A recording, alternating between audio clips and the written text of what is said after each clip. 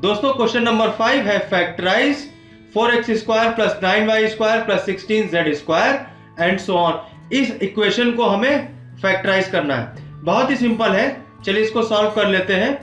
दोस्तों इस इक्वेशन को फैक्टराइज करने के लिए हमें इस इक्वेशन को एक सुटेबल आइडेंटिटी के रूप में लिखना होगा और वो सुटेबल आइडेंटिटी होगी x plus Y plus Z का whole square is equal to x square plus Y square plus Z square plus 2xy plus 2yz and plus 2zx।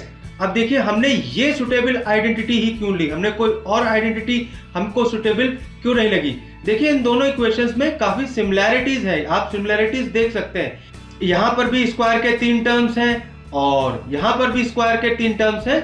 काफी सिमिलैरिटीज है दोनों की इक्वेशन में, इसलिए हम इनको इस सुटेबल आइडेंटिटी के रूप में लिखकर फैक्टराइज कर सकते हैं। तो ये हमने आइडेंटिटी लिख ली, x plus Y plus Z का whole square is equal to x square plus Y square plus Z square plus 2xy plus 2yz and plus 2zx।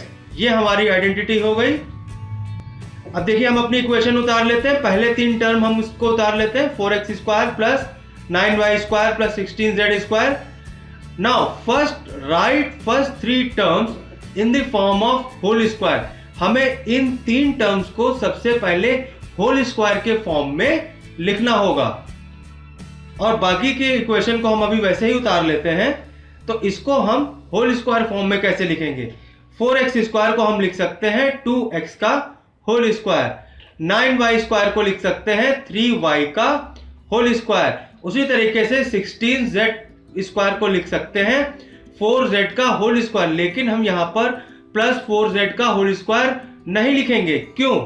क्योंकि देखिए यहां x और y दोनों पॉजिटिव है और यहां पर y और z और x और z दोनों नेगेटिव है। यानी z अगर x से मल्टीप्लाई हो रहा है तो नेगेटिव आ रहा है, z अगर y से मल्टीप्लाई हो रहा है तो नेगेटिव आ रहा है और x और y दोनों पॉजिटिव है।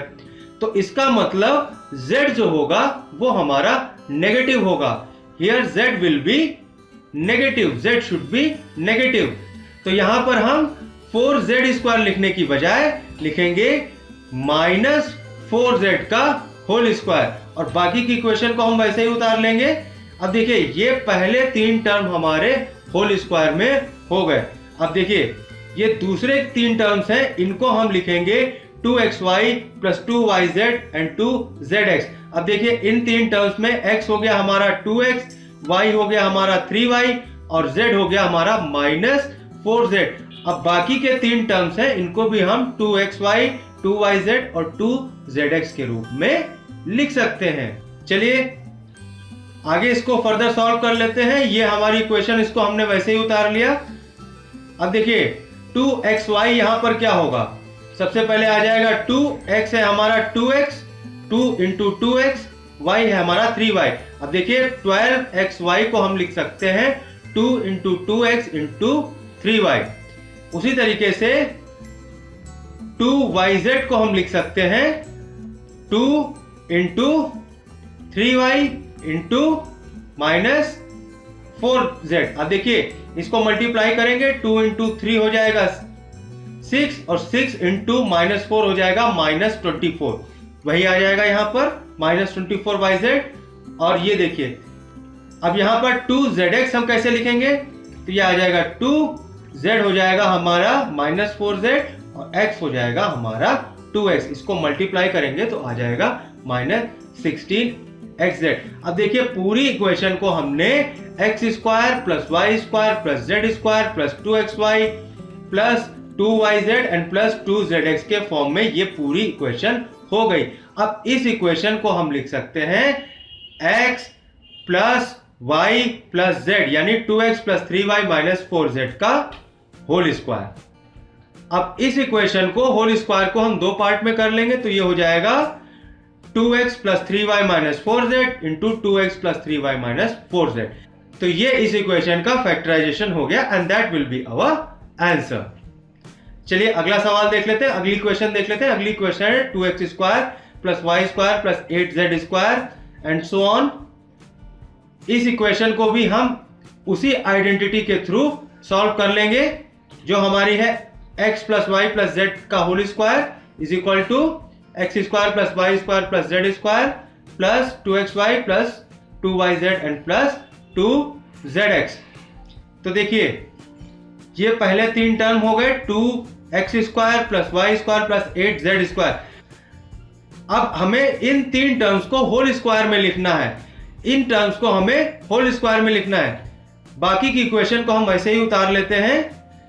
अब देखिए 2x स्क्वायर को हम होल स्क्वायर में कैसे लिखेंगे, 2x स्क्वायर हो जाएगा रूट 2x का होल स्क्वायर। अब देखिए y स्क्वायर तो हमारा यहां पर है ही, लेकिन यहां पर हम प्लस y का होल स्क्वायर नहीं लेंगे, क्योंकि यहां हमारा जो y होना चाहिए वो माइनस y होना चाहिए, हमें माइनस y का होल स्क्वायर लेंगे। ऐसा क्यों?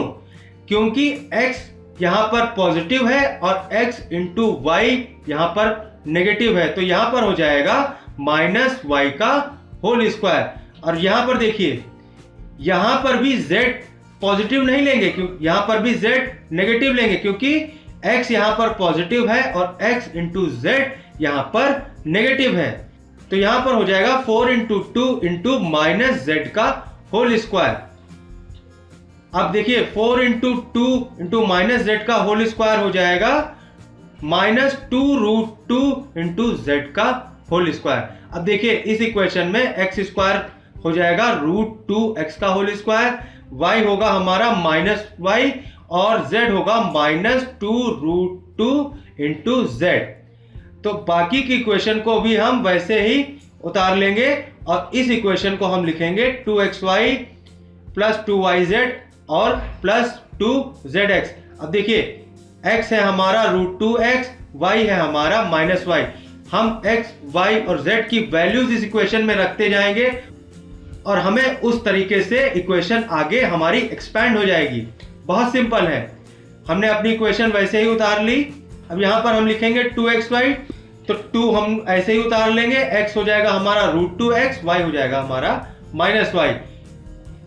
2yz हम यहां पर लिख लेंगे, 2y हो जाएगा माइनस वाई, z हो जाएगा माइनस 2 रूट 2 इंटू जेड। अब इसको मल्टीप्लाई करेंगे तो ये आ जाएगा 4 रूट 2 इंटू वाई जेड।